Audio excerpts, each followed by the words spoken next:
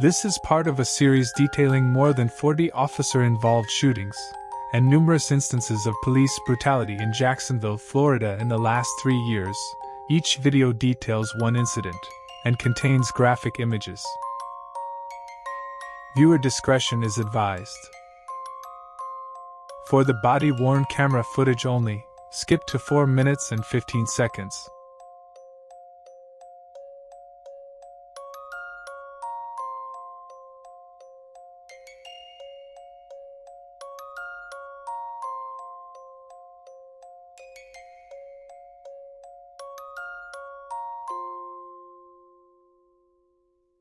I'm Sheriff T.K. Waters. This is a critical incident community briefing by the Jacksonville Sheriff's Office. Our agency has prepared this briefing consistent with this administration's commitment to openness and transparency to the public that we serve. Now, the Chief of Professional Standards will deliver the currently available information pertaining to this critical incident. I'm Mike Schell, the Chief of Professional Standards for the Jacksonville Sheriff's Office. Today we are releasing information regarding an officer-involved shooting that occurred in a parking lot located in the 5200 block of Blanding Boulevard in Jacksonville, Florida on October 3, 2023. This information will provide you with a better understanding of what happened, as well as what was known to law enforcement prior to the incident. It is important to remember that when investigating an incident like this, detectives must often interview numerous witnesses, review many hours of video footage, and analyze a significant amount of forensic evidence. With these investigations often taking up to a year or more to complete, we are still at the very early stages of this investigation. Our understanding of this incident may change as additional evidence is collected and reviewed. We do not draw any conclusions regarding whether the officers acted appropriately with respect to the law or JSO policy until all the facts are known and the investigation is completed. A word of caution: the images and information that will be presented may be graphic. When a police officer uses force to arrest someone or to defend against an attack, it can be disturbing and difficult to watch. Viewer discretion is advised. This officer-involved shooting resulted in the death of Randy Sharp, Jr. Sharp was 30 years of age at the time of this shooting. He was a convicted felon, having been previously convicted of multiple felonies, including robbery, possession of a firearm by convicted felon, and carrying a concealed firearm. Additionally, Sharp had multiple convictions for misdemeanor crimes including battery and resisting an officer. As a convicted felon, Sharp was prohibited from possessing a firearm. Due to Marsy's Law, which prevents law enforcement agencies from disclosing the identity of victims, JSO is not identifying the involved officers. On the evening of October 3, 2023, Sharp phoned his girlfriend and asked her to drive him to a bank to procure rent money. Sharp's girlfriend complied with his request and picked him up from his apartment complex. Sharp's girlfriend immediately recognized that Sharp was intoxicated. Additionally, Sharp admitted to his girlfriend he'd been drinking tequila all day. After they went to the bank, Sharp and his girlfriend began arguing.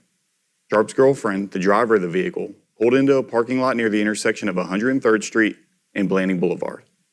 While parked, they continued to argue, and Sharp's girlfriend exited the vehicle and walked down Blanding Boulevard. Sharp armed himself with his girlfriend's firearm that she kept in her car and exited the vehicle. Standing outside his girlfriend's car in the parking lot, Sharp fired multiple rounds.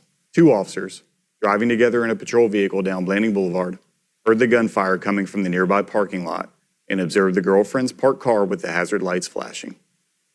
These officers pulled into the parking lot and observed Sharp first walking and then running away from the approaching patrol vehicle. The officers immediately exited their patrol vehicle and armed themselves with their service weapons. They commanded Sharp to stop running and to get on the ground. Rather than comply, Sharp instead turned his body towards the officers with his firearm in hand. In response, both officers fired at Sharp. Sharp sustained gunshot wounds and fell to the ground. Once Sharp was safely in custody, the officers immediately began emergency medical aid and called for rescue. Once rescue arrived, they transported Sharp to an area hospital for treatment, where Sharp died from his injuries. Because the shooting officers were outfitted with body-worn cameras on their chests, the shooting and the events immediately before and after it were recorded. The following is a portion of footage captured from the body-worn camera of one of the shooting officers.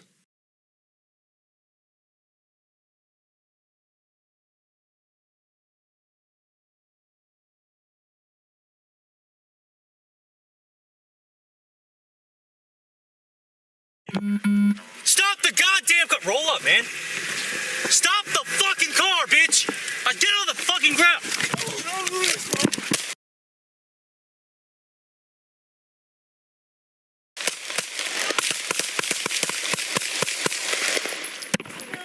Shots fired by police. 1 Bravo, Mike down. Let me see your fucking hands! I'm done. Grab the med kit out the trunk. I got him. Hands. Please don't kill me. Please don't kill me. Please don't kill me. Please don't kill me. Please don't kill me. Star Rescue 1068.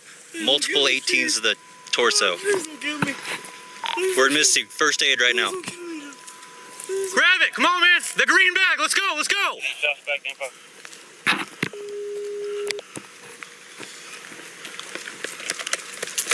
You advise suspect in custody? Please don't kill me.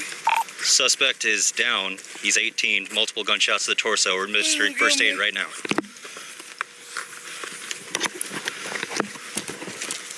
That was 18 by police if that didn't go through. Stay with me, man. Stay with me. 2461 tonight. You pointed that gun right at me, dude. Yeah. Holy shit. Please help. Stay with me, man. Next, you will see a portion of footage from the body-worn camera of the other shooting officer. Because this shooting officer did not activate the body-worn camera until after the shooting occurred, there is no audio component.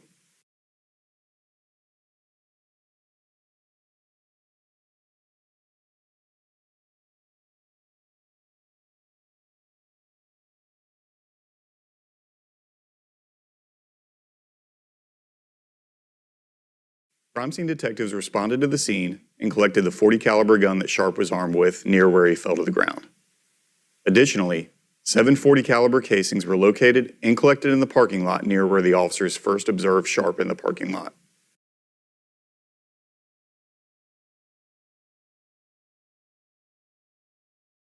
The next step in this investigation involves an independent inquiry and review of the officer's actions by the State Attorney's Office. The State Attorney's Office will decide whether the officer's actions were lawful. After the conclusion of the criminal investigation by the State Attorney's Office, the Jacksonville Sheriff's Office will begin an administrative investigation into the officer's actions to determine if they were within agency policy. This begins with the convening of a response to resistance review board in which the officers are compelled to provide testimony about the officer's actions during the incident. This board will then decide whether the officers violated any policy during the incident. The determinations made by the board will be submitted to the sheriff for review and a final decision. As stated earlier, JSO does not draw conclusions about the officer's conduct with regards to the law or our policies until the investigation has been completed. On behalf of Sheriff Waters and the Jacksonville Sheriff's Office, thank you for your time and attention. I invite you to watch every episode and weigh in below with your take on the legality of the force. Was this murder? Or was this self-defense?